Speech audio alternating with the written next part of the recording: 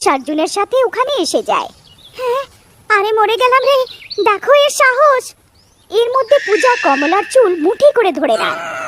হায় বুড়ি, আমার কথা বুঝতে পারছিস না? কিন্তু অর্জুন বুঝতে পারে যে কিছু একটা গন্ডগোল আছে। ঠিক আছে ঠিক আছে, তুমি শান্ত হও।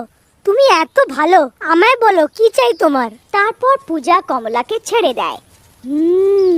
তুই একটু বুদ্ধিমান মনে হচ্ছিস আমার, আর অনেক সুন্দরও আছিস। আমার সাথে বিয়ে করবি? হ্যাঁ হ্যাঁ, কেন করব না?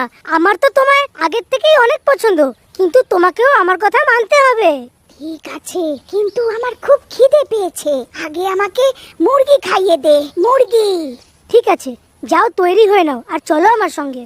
তারপর পূজা তৈরি হতে চলে যায় আর নিজের ঘরে গিয়ে নিজের লম্বা চুল আঁচড়াতে থাকে। শ্বশুর মশাই, আমার মনে হয় পূজার ওপরে কোনো ডাইনি ভর করেছে, আর এখন পূজার শরীর ওর কাছে আছে। আমাদের শিগগিরই ওকে ভুলিয়ে ভালিয়ে ওখানে নিয়ে যেতে হবে। আমি একটা জায়গা জানি যেখানে 1 সে 1